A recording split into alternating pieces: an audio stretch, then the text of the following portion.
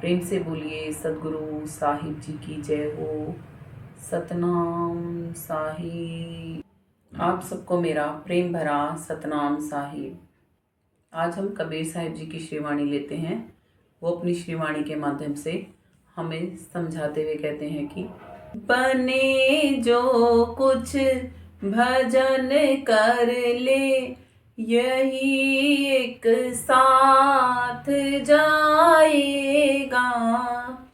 बने जो कुछ भजन कर ले, यही एक साथ जाएगा। गया अवसर ना तेरे फिर, ये हरगिज हाथ आएगा। गया अवसर ना तेरे फिर, ये हरगिज हाथ आएगा। दीवाना बन के दुनिया में समय अनमोल खोता है। दीवाना बन के दुनिया में समय अनमोल खोता है। दिए लाखों की दौलत भी न पल रहने तू पाएगा। दिए लाखों की दौलत भी न पल रहने तू पाएगा। बने जो कुछ भजन कर ले, यही एक साथ जाएगा। धरी रह जाएगी तेरी अकड़ सारी, ठिकाने पे धरी रह जाएगी तेरी अकड़ सारी, ठिकाने पे जब आके यम पकड़ गर्दन जकड़ कर धर दबाएगा। जब आकर यम पकड़ गर्दन जकड़ कर धर दबाएगा। बने जो कुछ भजन कर ले, यही एक साथ जाएगा। कुटुंब परिवार सुतदारा, सहायक होगा ना कोई। कुटुंब परिवार सुतदारा, सहायक होगा ना कोई। तेरे पापों की गठरी खुद तू ही सिर पर उठाएगा।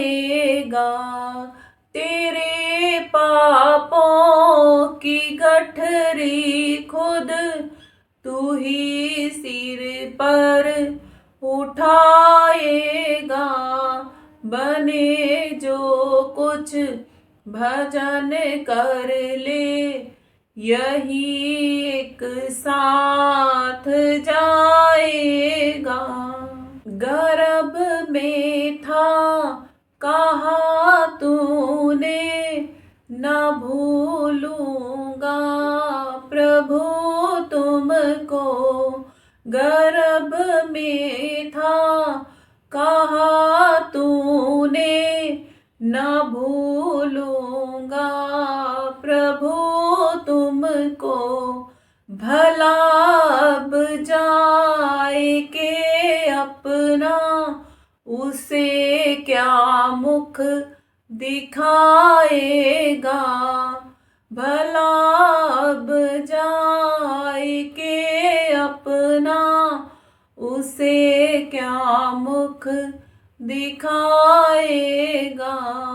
बने जो कुछ भजन कर ले, यही एक साथ जाएगा।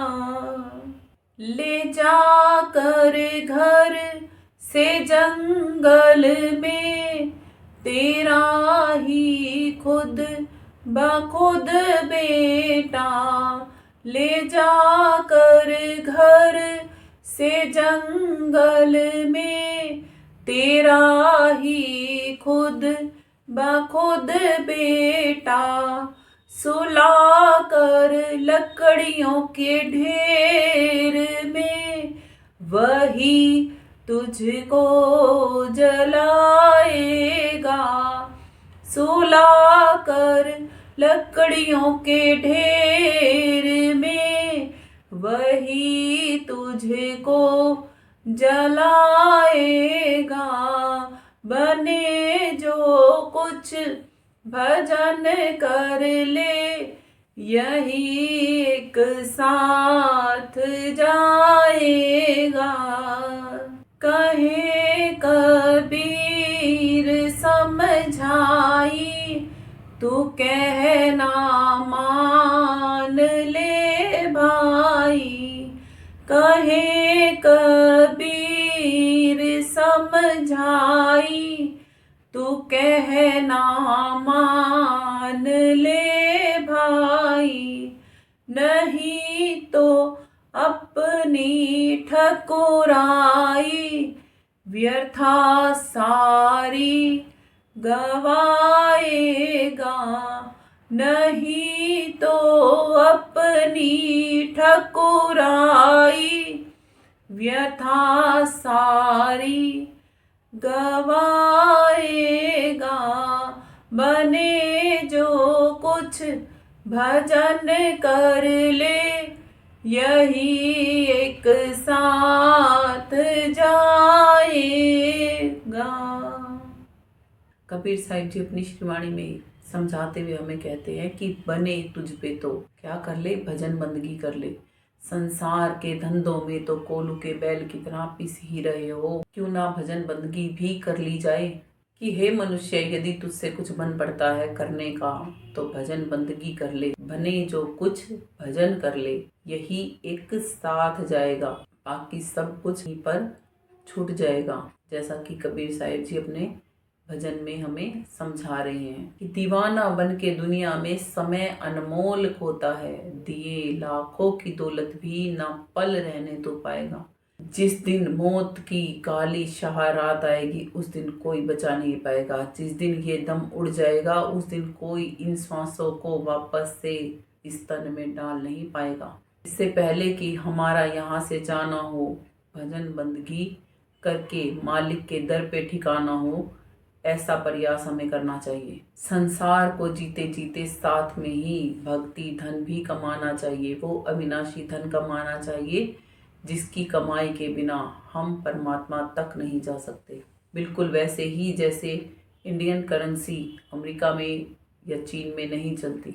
आत्मा को परमात्मा तक जाने के लिए भक्ति धन कमाना पड़ता है, तब यहाँ से जा सकती है। कर्मों का हिसाब किताब चुकता करना पड़ता है, तब यहाँ से जा सकती है। आवागमन के चक्रव्यूह को तोड़ना पड़ता है, तब यहाँ से बाहर जा सकती है आत्मा, वरना तो नहीं। भव सागर में गोते खाते खाते मर जाओगे, बाहर नहीं जा पाओगे। बने जो कुछ तो भजन कर ले, यही एक साथ जाएगा। केवल इसके सिवाय कुछ साथ नहीं जाता हमारे। अरे ये जो तन है ये भी यही छोड़ के जाते हैं, क्यों भूल जाते हैं हम। मृत्यु दूसरों की होती है, हमारी नहीं होगी। और जब होगी, और जब हम अपने ही खुद के घर वालों को, प्रियजनों को, या बाहर रिश्तेदारों को, या पड़ोसियों को, किसी को मरता हुआ देखते हैं, उस पल पे तो हमें याद आता है कि हाँ मृत्यु आती है, और फिर से हम भूल जाते हैं, गर्दंदों में फिर उलझ जाते हैं। आखिर किसको धोखा दे रहे हैं हम? आखिर किसको? क्या खुद को धोखा नहीं दे रहे? बिना भजन भक्ति किए हम खुद को ही धोखा देते हैं। परमात्मा को धोखा नहीं दे सकते हम ही तो आवागमन में पड़ते हैं। परमात्मा थोड़ी ना आके पड़ जाता है हमारे नाम का।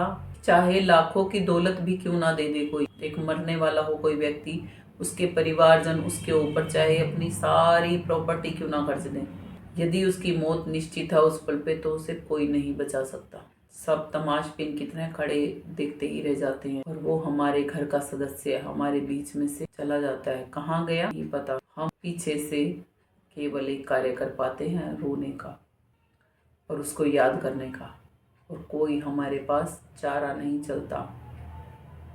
कहते हैं कि धरी रह जाएगी तेरी अकड़ सारी ठिकाने पे। जो आज ये अकड़ के चलते हैं ना लोग गुमान में, चाहे वो किसी भी चीज़ का गुमान हो, धन दौलत का गुमान हो सकता है, अच्छे रिश्ते नातों का गुमान हो सकता है, अच्छे तन का गुमान हो सकता है, किसी ऊंचे पद पे हो उसका भी गुमान हो सकता है।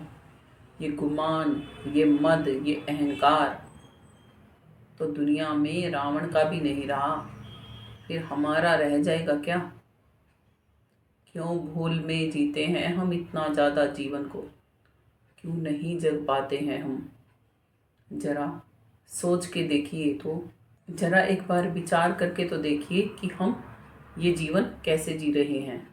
जब यम के दूत आएंगे, आवाज़ तक भी नहीं निकलने देते, एक झट में ही ले जाते हैं आत्मा को इस तन से परे। और जिन आत्माओं को पहले ही इस तन से परे जाना आता हो तो यही खेल समझ नहीं आता हमें। संत होते हैं ना, उनको तन से परे होना भी आता है, तन में रहना भी आता है, और इस बात पे विश्वास कोई नहीं कर पाता, क्योंकि करके हम देखते नहीं ना इतनी ज़्यादा। बस एलिगेशन लगाना जानते हैं, क्वेश्चन मार्क उठाना जानते हैं। कभी दूसरों पे क्वेश्चन मार्क ना लगा के खुद पे क्वेश्चन मार्क लगा के देखो, तब पता लगेगा कि हम में खुद में कितनी कमियां हैं। अब तक तो दूसरों की कमियां, दूसरों को देख देख के, दूसरों के बारे में ही सोच सोच के जीवन जिया। अब अपनी कमियों को देखो और अपने बारे में सोचो और अपने लिए जीवन जियो, तब तो जीवन जीने का नजरिया ही कुछ और हो जाएगा। साहिब जी कहते हैं, कुटुंब परिवार सुतदारा सहायक होगा ना कोई भी आगे तेरी सहायता नहीं कर पाएगा।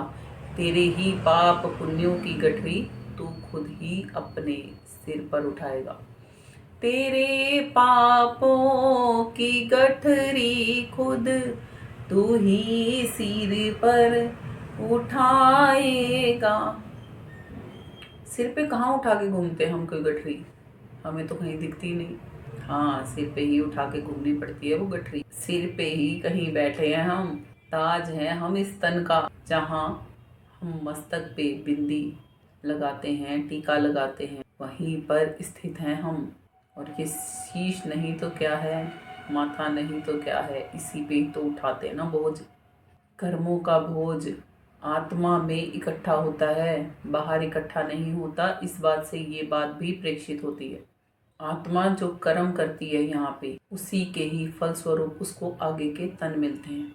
चलो आज ये जानते हैं कि हम कर्म करते कैसे हैं। हम अंतःकरण में सबसे पहले सोचने का कर्म करते हैं, सोच से ही आगे का हम कर्म करते हैं। वो क्या? बोलने का। और बोलने के बाद हम कौन सा कर्म करते हैं? शरीर से कर्म करते हैं।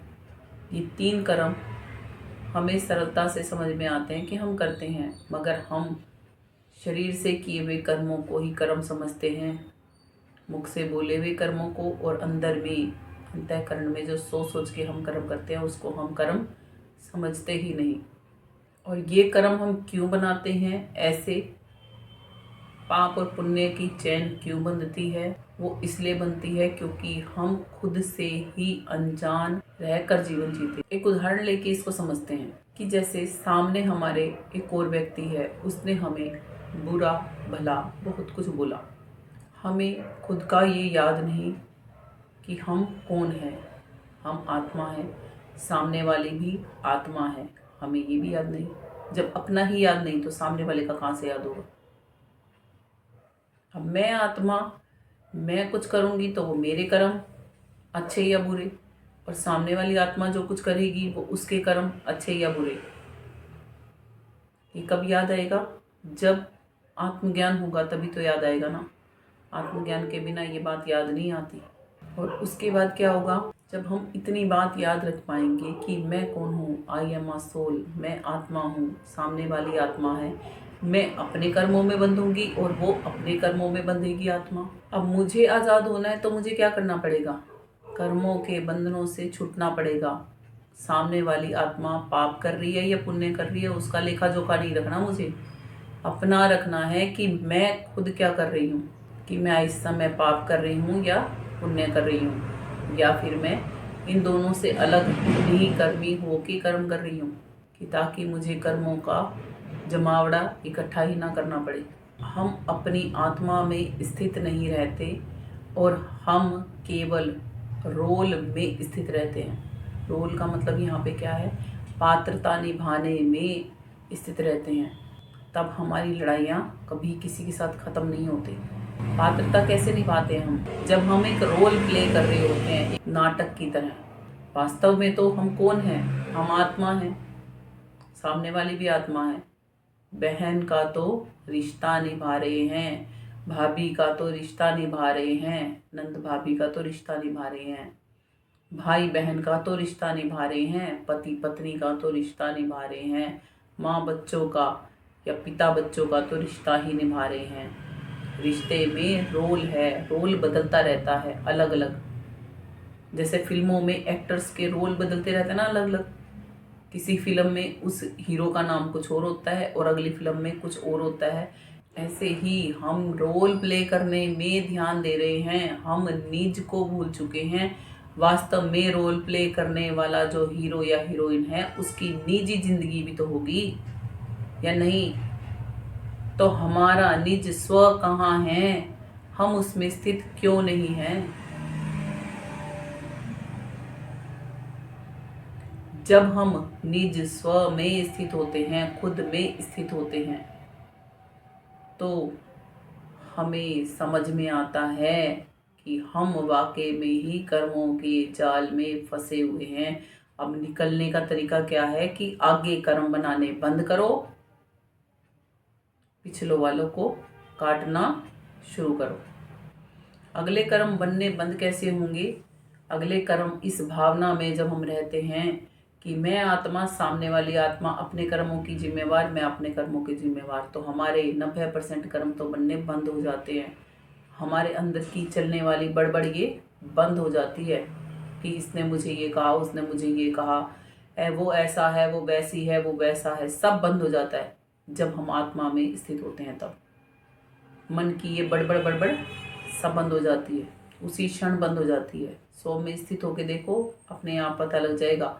संतों की शरण ग्रहण करके स्व में स्थित होना सीख जाओ, ये सब कुछ अपने आप आ जाता है, सरलता से आ जाता है, बहुत लंबा चौड़ा काम नहीं है। और उसके बाद अगले कर्म कटेंगे कैसे, वो भी संत ही देंगे नुक्ता, कि जो कर्म पीछे बना के आए हैं उनको काटेंगे कैसे, वो भी संत ही देंगे अब नुक्ता।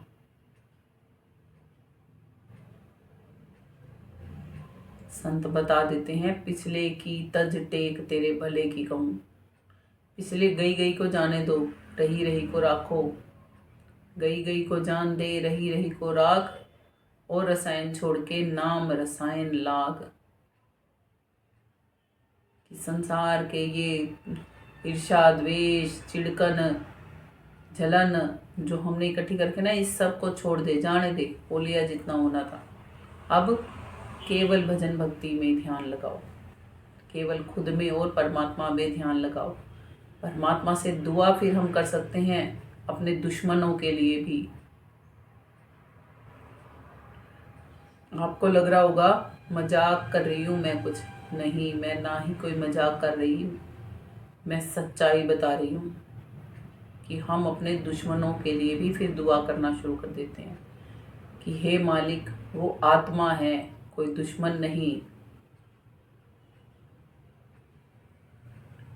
भले ही मेरे प्रति अच्छी है या नहीं, मगर तेरी संतान है, तो तू उसे अपने सद्गुणों से नवाजना, जैसे तूने मुझे नवाजा है, ताकि वो भी तेरे तक आ सके, क्योंकि वो भी ईश्वर की अंश अविनाशी आत्मा है।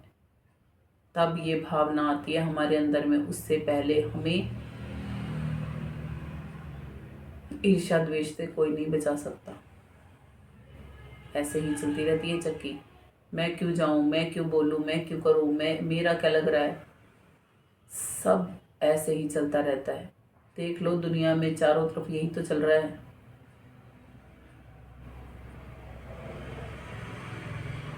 इससे बचने के लिए आत्मा में स्थित होना बहुत जरूरी है। तभी ये मद, ये अहंकार हमारा हट सकता है, जब हम आत्मा में और परमात्मा में स्थित होंगे तो। नहीं तो नहीं हटेगा। और मन हमें बार बार खींच के इस दुनिया में ले आता है, जहाँ पे ये मोह माया की नगरी चलती है, घर चलता है। मेरा मन नहीं करता उससे मैं बात करूं, उसने मेरे को ये बोल दिया, मेरा मन नहीं करता मैं उससे मिलूं, है ना। आ जाता ना मन झटक से।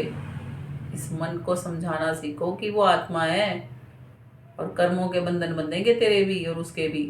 फिर अगले जन्मों में मिलना अपने दुश्मनों से ही। तो आज दुश्मनी और दोस्ती किसी से करनी ही नहीं।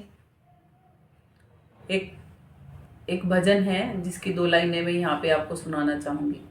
ये हमारे गुरु जी का ही भजन है। ना कोई मित्र है, ना कोई शत्रु है, ये आत्मा खुद की सखा व शत्रु है। आत्मा स्वयं मेव खुद की सखा और शत्रु है। जब वो बैर बांधती है बाकी आत्माओं से, तो वो दूसरों से नहीं, खुद से ही बैर बांधती है, क्योंकि कर्मों के बंधन में आत्मा खुद बंधेगी। हम कैसे हैं, सामने वाले हमें हंसाना चाहे तो हम हंस पड़ते हैं, सामने वाले हमें रुलाना चाहे तो हम रो पड़ते हैं।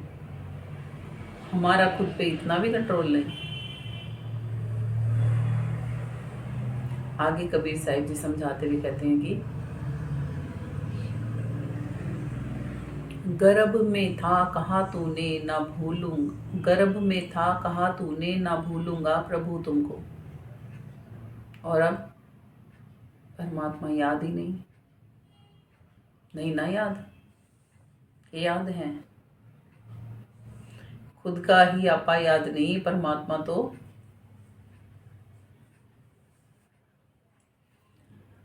खुद का ही आपा याद नहीं, परमात्मा तो याद आएगा कहाँ से। कि ना भूलूंगा प्रभु तुमको, वादा किया था हमने और उसको विसार दिया। भूले हुए की दुनिया में आके भूलवश हम ऐसा जीवन जी रहे हैं, और संत हमारी ये भूल का ही पर्दा, भरम भूल ही मिटा देते हैं, हमें ज्ञान के प्रकाश में खड़ा कर देते हैं, अंधेरी दुनिया से बाहर ले आते हैं। और बिना भजन बंदगी किए भला अब जाए कि अपना, उसे क्या मुख दिखाएगा।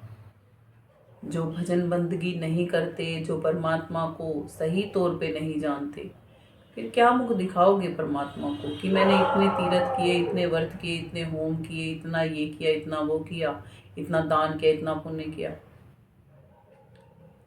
इनमें से कोई भी चीज परमात्मा तक नहीं जाती। शरीर से किए सभी कर्म यही हमें बंधन में बांध के रखते हैं, परमात्मा तक जाने ही नहीं देते। तो ये चीजें परमात्मा तक कैसे चली जाएंगी। परमात्मा तक जाने का तो मार्ग अलग है।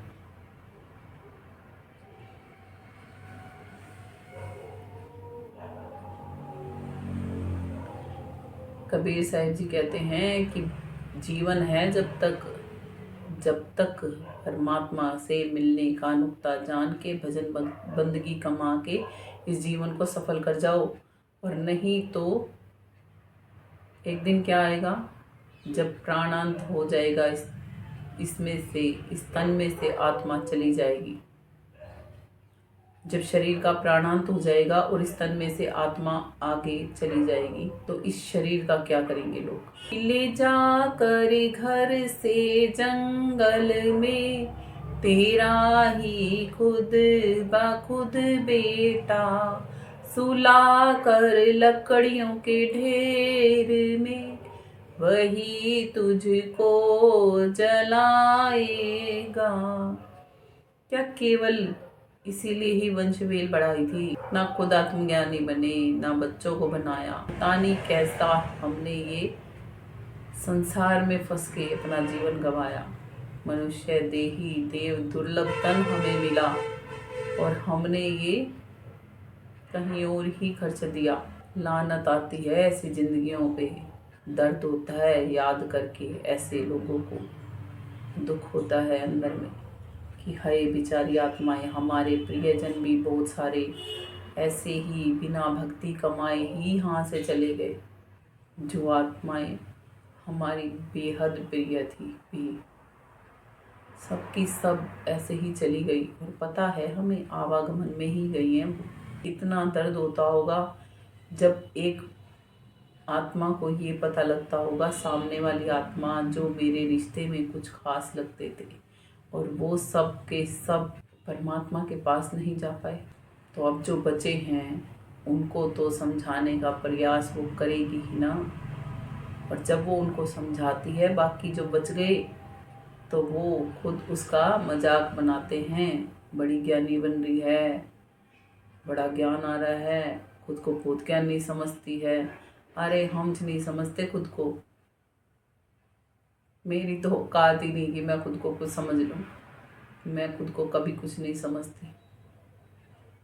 बस इतना ज़रूर है कि बताना ज़रूर चाहती हूँ कि आत्मज्ञान और परमात्मा ज्ञान के बिना इस दुनिया के काल को चक्कर से नहीं निकल पाएंगे हम।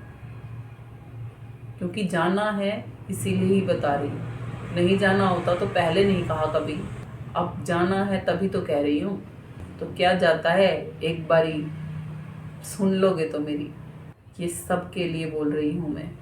अपने अपनों के लिए भी, अपने रिश्तेदारों के लिए भी, अपने पड़ोसियों के लिए भी, अपने इस देश के लिए भी, अपनी इस दुनिया के लिए भी, इस दुनिया में बसने वाली हर एक आत्मा के लिए कि दया कर लो खुद पे, जग जाओ, मत के जीवन खो। ऐसे बहुत मुश्किलों से मिलता है मनुष्य का तन। समय नहीं, समय नहीं, समय नहीं कह कह के हम जीवन चलाते रहते हैं। अभी नहीं, फिर कभी देखेंगे, फिर कभी देखेंगे, फिर कभी देखेंगे।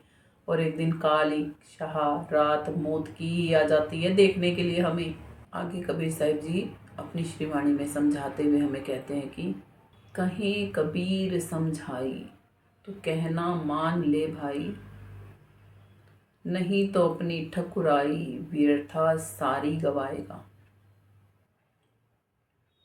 आंखों के आगे हाले मुजरा देखते हैं लोगों का और मुख से बोलते भी हैं अपने कर्मों की सजा भुगत रहा है।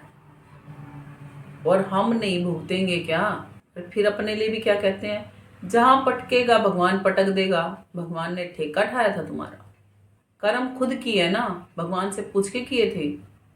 नहीं किए ना भगवान से पूछ के, तो भगवान क्यों पटकेगा? कर्म ही तुम्हें पटक देंगे इधर से उधर। भगवान ने तो भेजे हैं संत जन दुनिया में जगाने के लिए, आगाज देने के लिए, चेताने के लिए आत्माओं को कि अब भी जग जाओ, अब भी जग जाओ, अब भी जग जाओ। नहीं जगोगे तो 84 की जेल की तैयारी कर रखी है तुमने, वहीं जाना पड़ेगा। और कोई रास्ता नहीं है यहाँ से बचने का।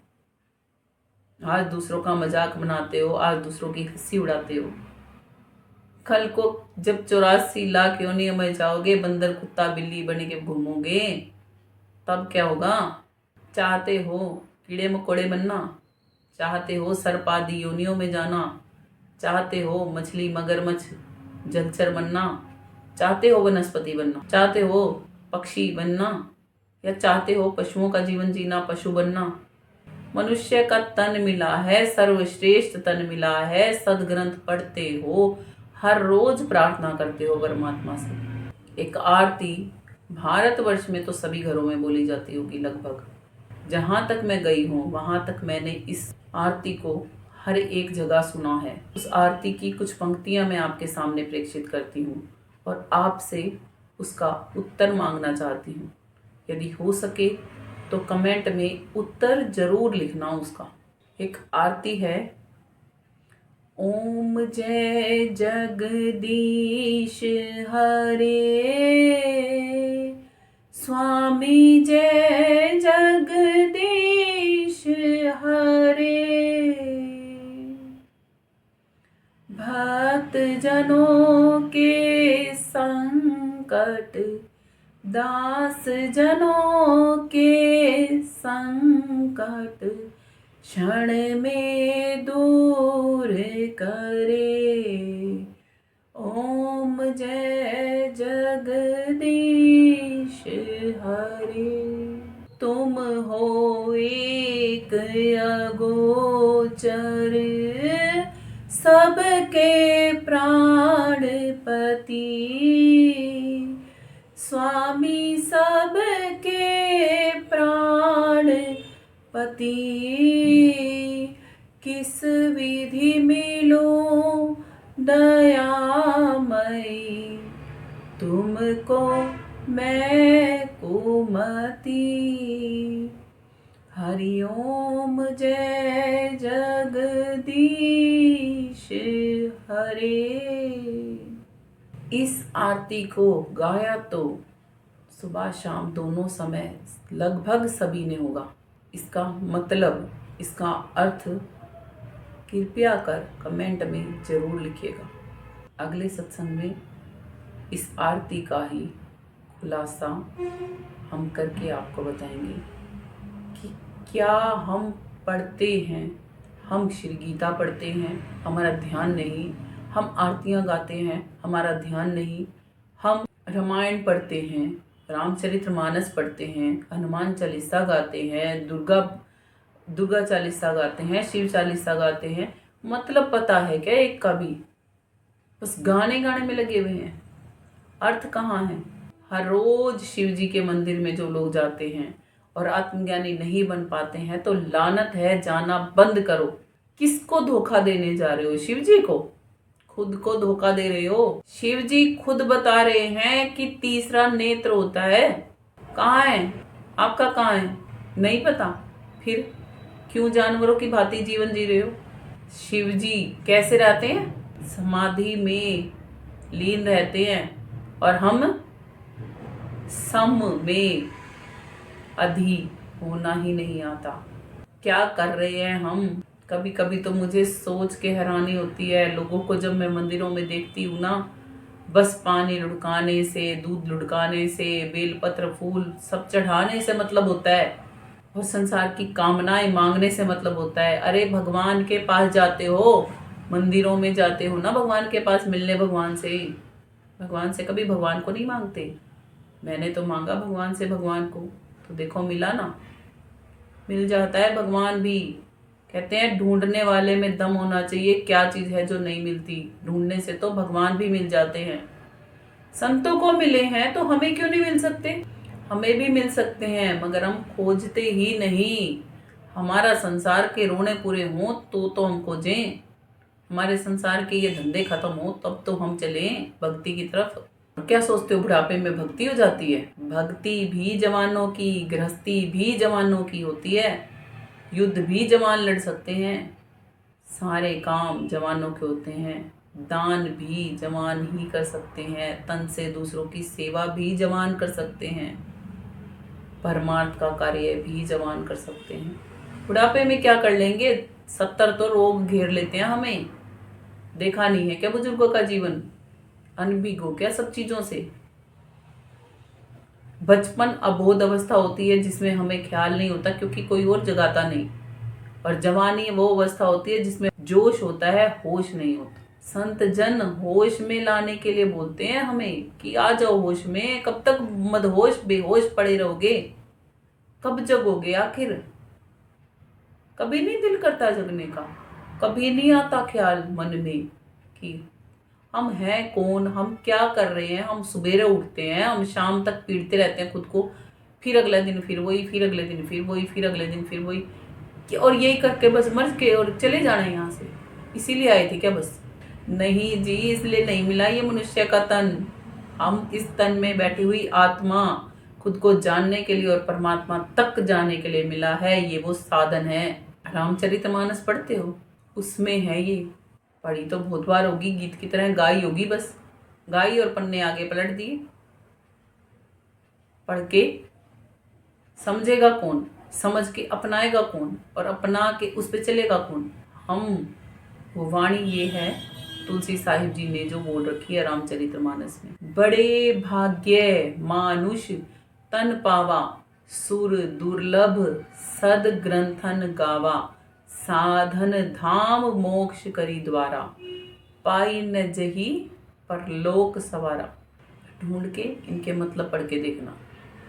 राम जी ने भी बोल रखी है एक बात, रामचरितमानस में ही तुलसी साहिब जी ने बता रखी है वो भी, कि और हूँ एक सू गुपत मत, तोहे कहूँ कर जोड़, शंकर भजन बिना कोई नर कोई प्राणी, भक्ति ना पावही मोर।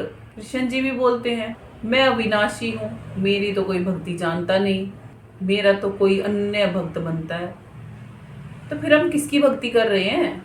श्री कृष्ण जी को भगवान कहते हैं, राम जी को भगवान कहते हैं, शिव जी को भगवान कहते हैं, और भगवान जो बताते हैं उन्हीं को ही नकारते हैं। अरे क्या हो रखा है हमें? बेवकूफ हैं क्या हम? ना हम राम जी की मानते, ना हम शिव जी की मानते, ना हम दुर्गा की मानते, किसी की भी नहीं मानते हम भगवान की नहीं मानते। फिर भगवान हमें हमारी मदद क्यों करेगा? क्यों? इसलिए करेगा ना क्योंकि भगवान तो सबका होता है ना। संसार में उदाहरण लेके समझो, जब एक बच्चा माँ के कहने से विपरीत चलता है ना हर एक काम में, कोई बात उसकी नहीं सुनता, पिता की कोई बात नहीं सुनता, माता की कोई बात नहीं सुनता, घर में बुजुर्गवारों की कोई बात नहीं सुनता, तो उस बच्चे को भी बहिष्कृत कर देते हैं, माँ बाप कर देते हैं ना बहिष्कृत। तो परमात्मा नहीं कर सकता कि हमें बहिष्कृत? बिल्कुल कर देगा। फिर सदा सदा के लिए यहीं के काल पुरुष के देश में पड़े रहना और यहीं पे पिसते रहना काल पुरुष के होके। नहीं चाहते हो आपके साथ ऐसा सब कुछ हो, तो हाथ जोड़ के विनती करती हूँ आपसे, जग जाओ जग जाओ। कब करोगे खुद पे दया? तरस आता है सब पे। हाय आत्माएं, इतनी प्यारी प्यारी आत्माएं, मालिक की संतान, और भटक रही हैं दर दर। सब हमें समझाते हैं, देवी देव भी हमें समझाते हैं, देव दुर्लभ देही है, देव दुर्लभ देही, देवताओं को भी नहीं मिलती। ये वो साधन है जो परमात्मा के घर तक लेके जा सकता है, ये वो व्हीकल है। कौन सी भाषा समझ में आती है मैं नहीं जानती आप सबको, यदि किसी को ये भाषा समझ में आती है तो वो जग पक्का जाएगा, ये मेरा पूर्ण विश्वास है। और अगर आपको इस सत्संग में कुछ अनुचित लगा हो तो तहा दिल से आपसे हाथ जोड़ के क्षमा। मेरा उद्देश्य आपको हर्ट करना नहीं, बस इतना जरूर है कि आप सब जग जाएं। और यदि आपको मेरा कहना कुछ अनुचित लगा हो तो एक आत्मा समझ के ही माफ कर दीजिएगा। अगर ये सत्संग आपको अच्छे लगते हो तो आप चैनल को कमेंट कीजिएगा, लाइक कीजिएगा, सब्सक्राइब कीजिएगा। आप सबको मेरा प्रेम भरा सतनाम साहिब। प्रेम से बोलिए सदगुरु साहिब जी की जय हो। सतनाम साहिब।